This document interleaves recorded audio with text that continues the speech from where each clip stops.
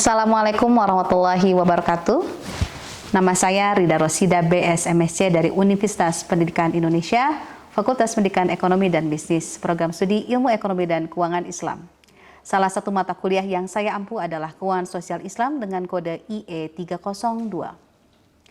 Keuangan Sosial Islam adalah mata kuliah yang mengkaji tentang manajemen atau pengelolaan zakat dan wakaf atau filantropi Islam yang meliputi sejarah pengelolaan zakat di berbagai era, komparasi undang-undang yang berkaitan dengan zakat, sejarah perkembangan regulasi di tanah air atau Indonesia, struktur organisasi pengelola zakat baik dari sisi manajemen penghimpunan zakat atau fundraising dan juga marketing OPZ, pendistribusian dan pendayagunaan dana zakat, akuntansi zakat, manajemen keuangan lembaga zakat, dan manajemen amil atau SDM OPZ.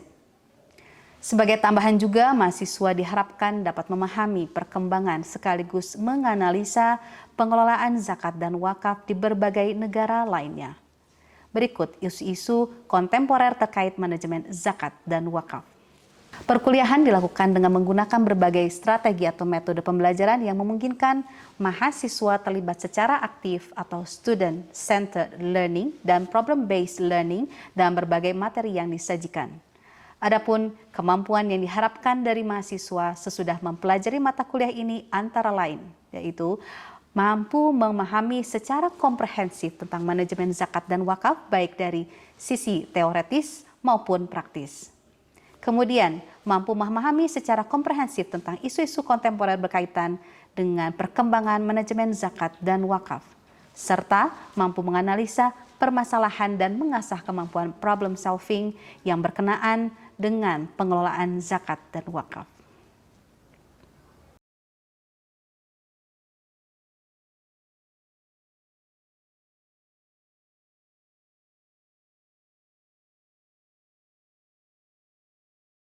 Adapun penilaian dilakukan melalui penugasan dilakukan mahasiswa dan pengerjaan studi kasus oleh mahasiswa dan diskusi di dalam kelas, kemudian tugas literasi filantropi Islam di berbagai platform digital. Selain itu, mahasiswa juga belajar menganalisa sekaligus memecahkan tugas-tugas berbasis proyek secara kritis sekaligus solutif untuk permasalahan terkait filantropi Islam di skala nasional dan internasional. Sekian dari saya, terima kasih. Wassalamualaikum warahmatullahi wabarakatuh. Assalamualaikum warahmatullahi wabarakatuh. Waalaikumsalam warahmatullahi wabarakatuh. Selamat pagi anak-anak, apa kabar semuanya? Alhamdulillah baik. Oke, alhamdulillah ya. Semoga semuanya dalam keadaan sehat dan juga baik ya. Dan alhamdulillah kita bisa berjumpa lagi ya di kelas Keuangan Sosial Islam. Dan alhamdulillah insyaallah ya, sebelum kita mulai perkuliahan kita pada hari ini, mari sama-sama kita berdoa. Berdoa dimulai.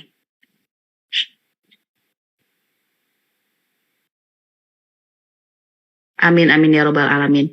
Mudah-mudahan dengan doa yang kita panjatkan ya, kita diberikan kemudahan dan kelancaran dalam memahami ilmu, salah satunya di kelas kita. Sebelum memulai diskusi, izinkan saya untuk membacakan presensi pada hari ini. Yang pertama adalah Ardi Ardiansyah. Hadir Ibu. Ada Ardi? Oke, baik. Hana Lutfia. Hana hadir? Oke. Selanjutnya Mardia Tunisa. Hadir Ibu.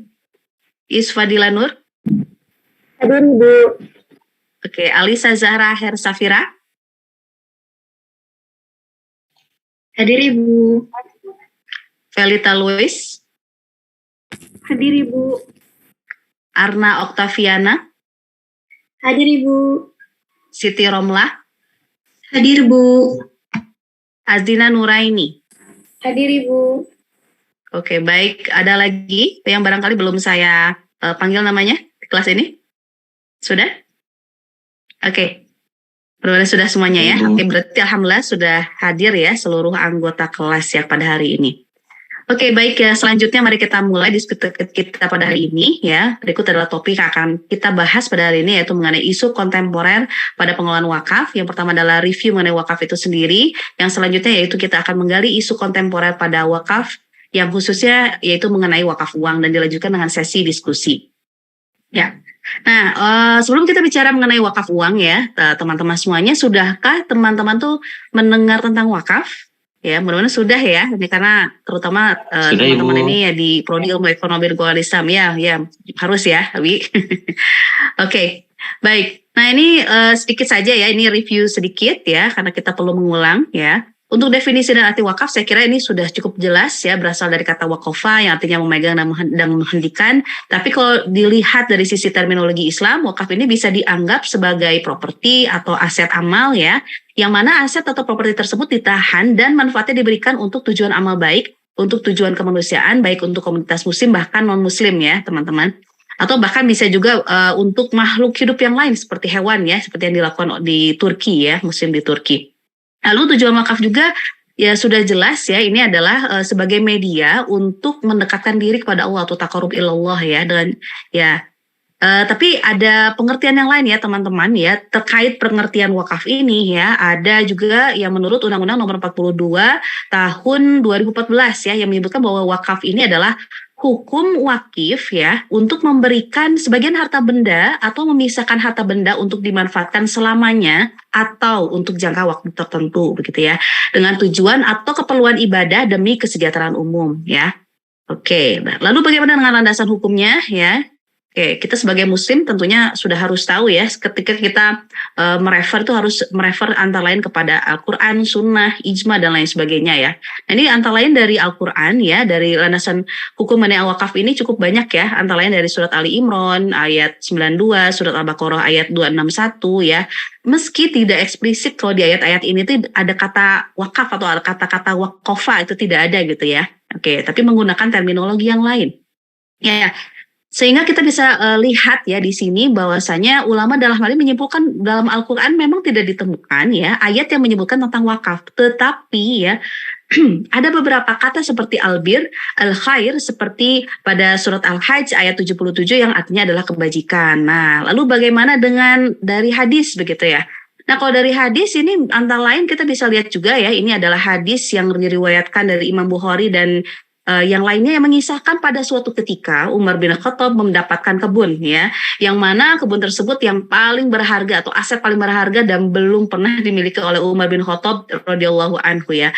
Lalu Umar bin Khattab bertanya atau konsultasi lah istilahnya kepada Rasulullah, ya Rasulullah ini saya belum pernah ya mendapatkan harta sebaik tanah ini begitu ya, dan beliau meminta bimbingan pada Rasulullah terkait pemanfaatan hartanya ya, dan dikatakan ya Rasulullah Sallallahu Alaihi Wasallam ya, maka dijawab dengan jika kamu mau kamu tahan pokoknya dan kamu sedahkan hasilnya ya kan. Berarti aset wakaf di sini apa? Tanah ya. Oke, dan apa? Dan hasilnya itu adalah hasil dari kebun tersebut begitu ya. Nah, yang intinya kita itu bisa berwakaf ya teman-teman dengan harta terbaik kita begitu. Dan masih banyak hadis-hadis yang lain ya, misalnya seperti tidak terputus amal ya kecuali ilmu yang bermanfaat, kemudian doa anak soleh, dan juga apa lagi? Satu lagi? Ya, ada ya. Gitu, antara lain itu ya hadis yang famous itu ya, yang paling terkenal itu ya. Oke, dan ilmu yang dimanfaatkan, kemudian harta yang bermanfaat ya, dan seterusnya.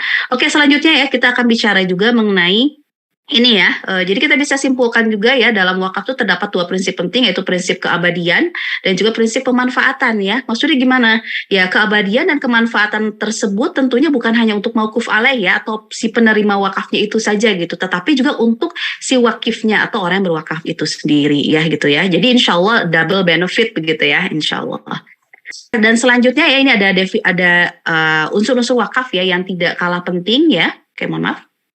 Oke, yang pertama adalah wakif ya. Ada wakif, ada benda wakaf atau mauquf alaih, ada ikrar wakaf ya, dan juga ada mauquf alaih ya, atau penerima manfaat benda wakaf ya. Jadi ini tidak boleh ya, harus selalu ada ya, kalau dalam setiap akad wakaf ini harus selalu ada.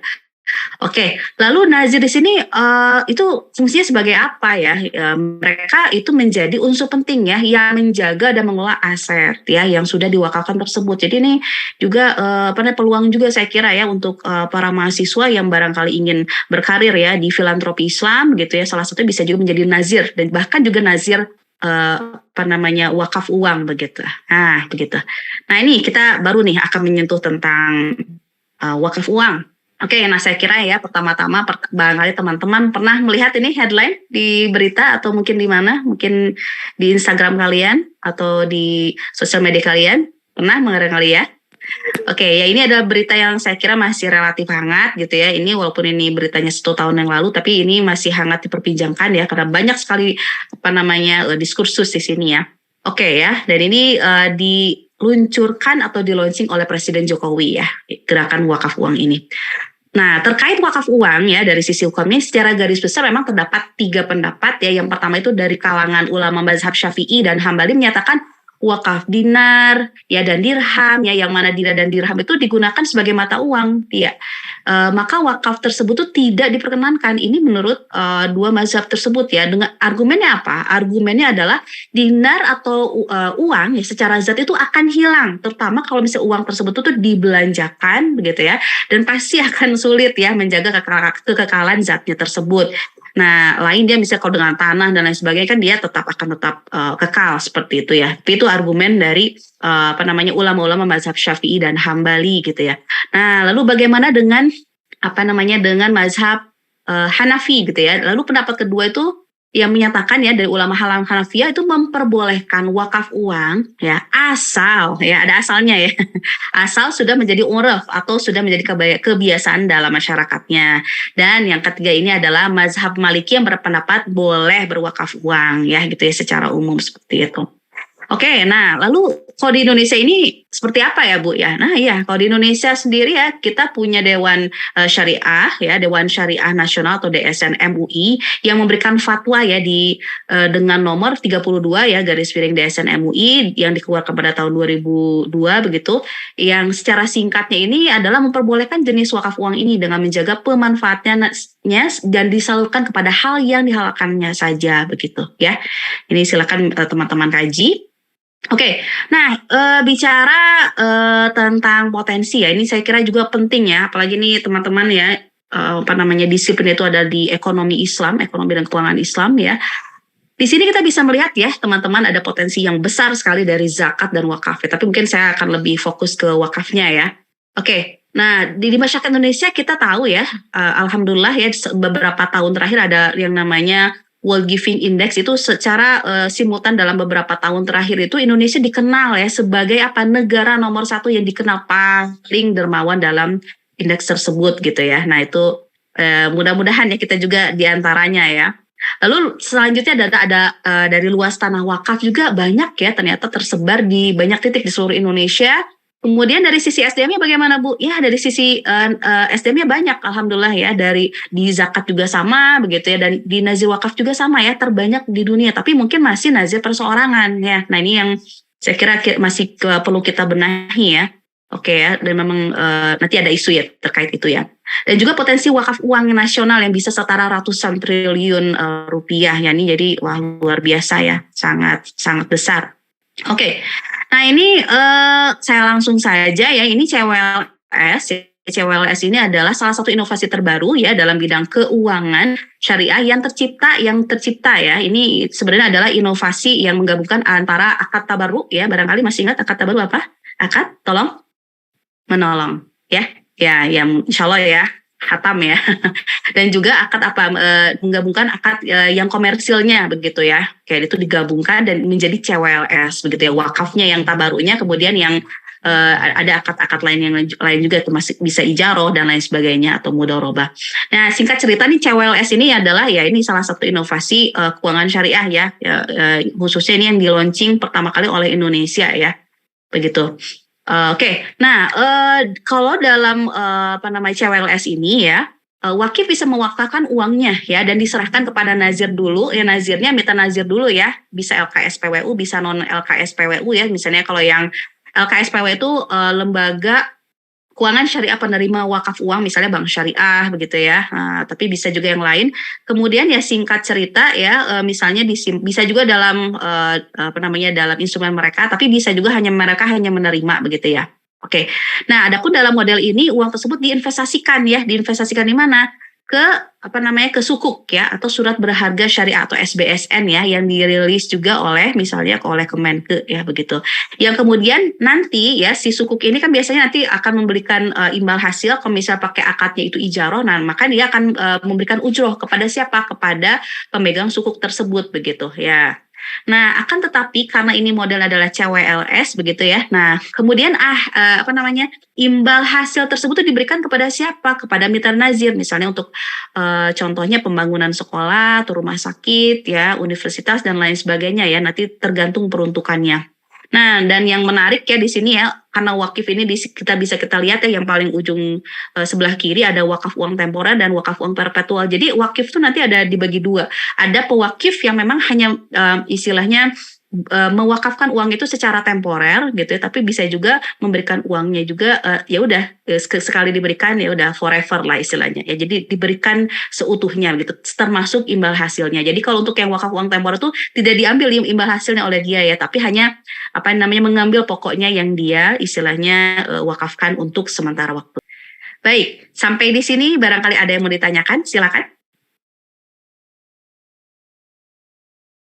Oke, baik. Arbi, silakan.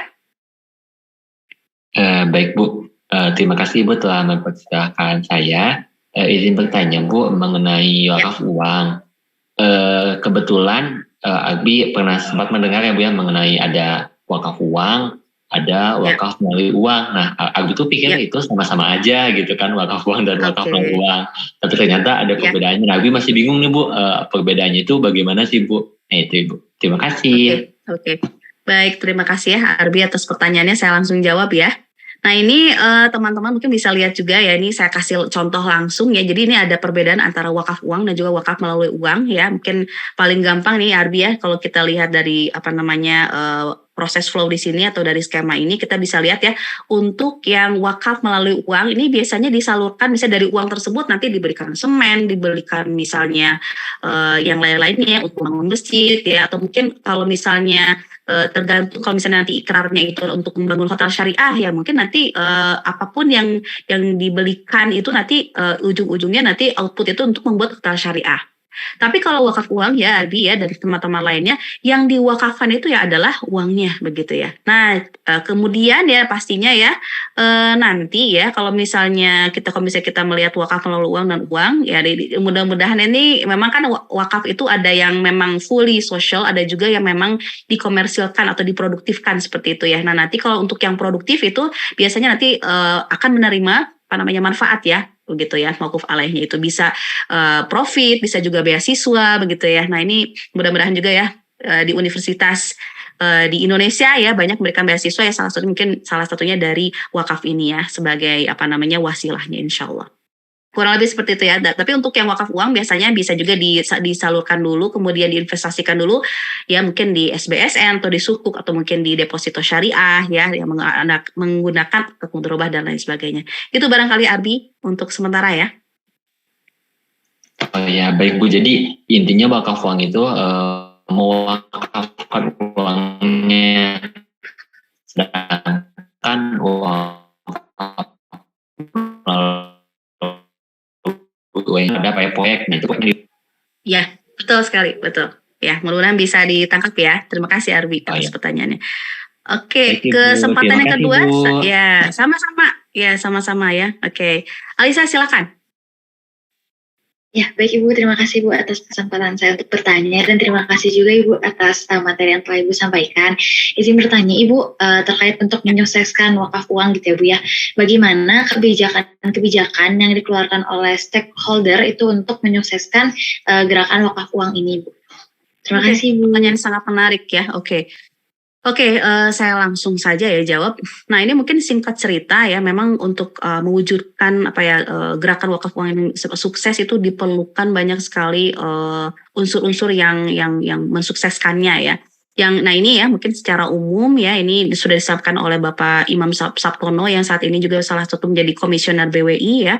Ini beliau menyampaikan bahwasanya ya dalam cash wakaf itu ya berarti nanti nazirnya ya juga harus menjadi nazir yang profesional begitu ya.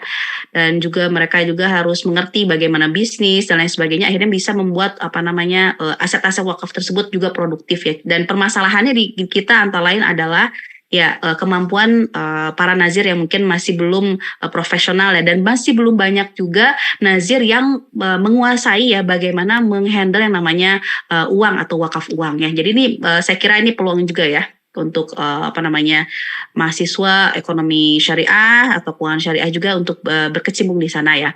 Kemudian yang lain-lainnya lagi ya, yang paling penting ya ini di sini yang paling atas adalah public trust. Jadi kalau misalnya public trust tidak dijaga ya ini bisa berimbas kepada yang lainnya gitu. Jadi ini saya kira masih perlu disosialisasikan kembali ya, untuk apa sih ya wakaf uang ini tujuan akhirnya gitu ya. Nah, saya kira ini harus dijaga ya, terutama oleh para pemegang kebijakan ya. Kalau misalnya memang dirilis ya itu misalnya menggunakan instrumen sukuk dan lain sebagainya, itu harus jelas ya peruntukannya begitu ya, supaya tidak timbul masalah mistrust ya gitu. Itu ya, dan sebenarnya nih ya dituliskan ya sebenarnya banyak sekali ya yang bisa kita lakukan, termasuk misalnya kalau dari sisi kita mungkin akademisi, kita bisa melakukan misalnya ya literasi ya, mungkin untuk pengabdian pada masyarakat ya, bisa dilakukan oleh dosen dan juga bahkan oleh mahasiswa ya, karena mahasiswa bisa juga melakukan hal tersebut. Mungkin secara umum seperti itu ya Alisa ya, tapi saya kira ini ya sudah tercantum di sini, jadi mungkin bisa dikaji kemudian. Itu barangkali, silakan. Next ya. Ya, baik. Ya, baik Ibu. Yang terakhir ya. Ya, sama-sama ya. Silakan yang terakhir. Last but not least, silakan. Oke, Mbak Dia, suaranya bisa lebih kencang, lebih keras? Kalau sekarang suaranya masuk gak, Bu? Oke. Crystal clear, silakan. Ya, sebelumnya terima kasih Bu atas kesempatannya. Ya, izin bertanya, Ya, apa sih yang bisa kita lakukan ya Bu, terutama generasi yang untuk bisa disarankan dari gerakan wakaf itu sendiri?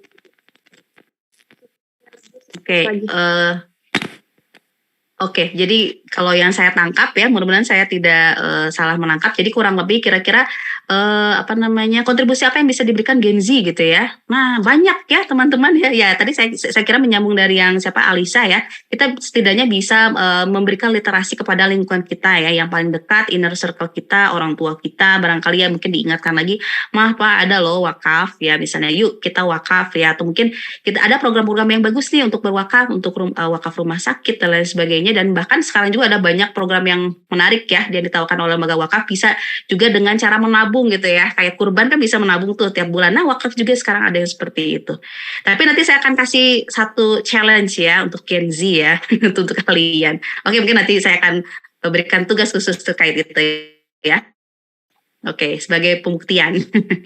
Oke, saya kira itu ya. Oke. Nah, selanjutnya ya kita punya Baik, sama-sama. Oke, selanjutnya kita punya kuis ya. Mudah-mudahan kuisnya ini bisa kalian jawab ya. Oke, mohon maaf, saya izin dulu untuk share ya, share. Oke, mudah-mudahan bisa dilihat. Ya, bisa dilihat. Oke, yang pertama nih saya langsung aja nih, kita gerak cepat ya. Oke, yang pertama, siapa mau jawab? Siapa? Oke, Iswadila ya. Oke, silakan Iswadila, apa jawaban pertama? Salah satu prinsip wakaf yang dinyatakan oleh Rasulullah. Prinsip keabadian, Ibu. Oke, sure? Are you sure? Oke, abadi. Oke, oh salah. Saya salah ketik ya. Sorry. Keabadian. Apakah betul? Alhamdulillah hijau. Berarti langsung betul ya. Oke, selanjutnya nomor 2. Siapa nih yang mau jawab? Pihak yang menerima harta benda dari wakif untuk dikelola dan dikembangkan sesuai dengan peruntukannya. Silakan. Oke, Romlah, silakan. Izin menjawab, Bu. Jawabannya adalah nazir. Jawabannya adalah nazir, bukan, Bu. Z. Oke, kita lihat. Tara. Oke, betul. Selamat. Oke, boleh ya, reactionnya boleh. Oke, next nomor 3. Ini siapa yang mau nomor 3? Silakan. Oke. Siapa nih? Azina atau siapa? Azina ya? Oke, Azina silakan. Hukum dari wakaf uang itu boleh, Ibu. Oke, iya. Silakan. Oh iya betul-betul. Mohon maaf ini nggak kelihatan pertanyaannya. Oke, hukum dari wakaf uang, silakan. Ada clue-nya, ada B di sini. Boleh Ibu jawabannya. Boleh, kita lihat jawabannya betul atau salah? Alhamdulillah masih hijau, sudah hijau. Artinya betul ya. Oke, ada lagi 2 nih. Ayo siapa lagi? Silakan, ayo. Velita ya, silakan Velita. Ada clue nih, ada A dan A nih, huruf kedua dan huruf apa nih? Ya, silakan. Ayo. Oke, ya asal kata dari wakaf. Ini udah harus hatam ya anak IEK ya. Oke, ya kita lihat betul atau tidak? Alhamdulillah langsung hijau. Terakhir, silakan. Siapa nih? Oke, Arna, silakan Nak. Nomor 5 jawabannya Mubashir Ibu. Waduh, apa tuh Mubashir? Oke, kita lihat betul atau tidak? Mubashir ya untuk harta wakaf yang digunakan secara langsung. Let's see. Alhamdulillah, betul semuanya. Semangat dan semangat buat semuanya ya. Alhamdulillah, oke saya izin untuk stop share.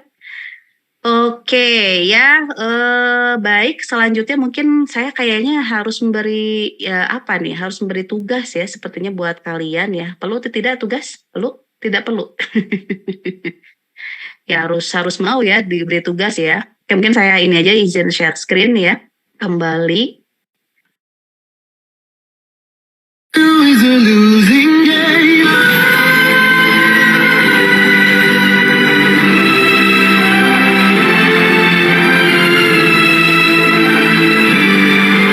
Jika bisa begini, maka bisa begitu. Jika bisa begini, bisa begitu. Jika bisa begini, bisa begitu. Jika bisa begini, bisa begitu. Rising up in the smoky haze, we will not go down in the night without a fight. You can burn up our mosques and our homes and our schools, but our spirit will never die. We will not go down. So say, Tugas kalian nih, karena saya tahu Gen Z ini suka sekali akan challenge ya. Buktikan ya, Bi, senang challenge nggak Bi? Oke, baik saya langsung saja ya. Jadi ini challenge-nya ya sekaligus, tapi saya nilai ya. Ini bagian dari penilaian juga. Yang pertama adalah you have to give a 1 minute wakaf campaign, oke? Jadi harus kalian memberikan kampanye untuk berwakaf ya selama 1 menit saja seperti yang tadi disajikan gitu. Dan untuk bahasanya bebas, silakan kalian mau pakai bahasa Inggris, bahasa Arab, bahasa daerah sekalipun juga boleh ya. Karena kita juga ada literasi juga yang mungkin kita bisa melakukan literasi dengan bahasa masing-masing. Kemudian diupload ke IG kalian masing-masing dan tag akun saya ya. Nah ini akun saya @osea_oase ya. Rida Rosida ya. Nah dan menyebutkan saya video tersebut diupload untuk satu proyek kuliah ini. Ya, deadline-nya bisa dilihat berapa hari lagi ya. Oke silakan. Oke, baik, dan yang terakhir ya mungkin untuk teman yang akan datang ya, kalian mungkin adalah penghujung kelas kita ya. Insya Allah di kelas yang datang kita membahas ya isu kontemporer dari wakaf ini yang lebih menarik lagi. Antaranya adalah review mengenai wakaf, kemudian yang selanjutnya adalah review-review yang lain ya. Terima kasih. Oke, dan yang terakhir silakan teman-teman bisa mengikuti sosial media saya ya. Jadi barangkali mau bertanya secara langsung bisa juga tanya via DM ya tentang keuangan sosial Islam atau mungkin yang lainnya ya. Baik di dalam kelas ya dan juga di luar kelas silakan.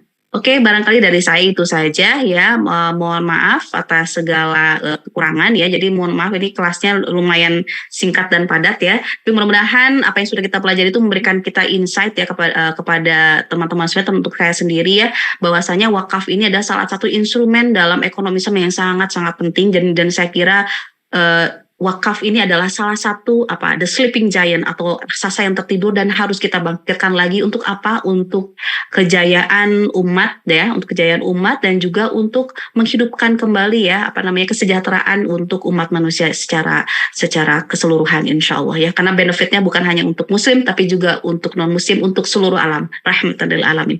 Baik, dari saya itu saja dan terima kasih. Saya tutup dan bacaan alhamdulillah rabbil alamin, dan kita tutup dengan bacaan wassalamualaikum warahmatullahi wabarakatuh. Waalaikumsalam warahmatullahi wabarakatuh. Terima kasih Bu. Ya sama-sama, terima kasih ya.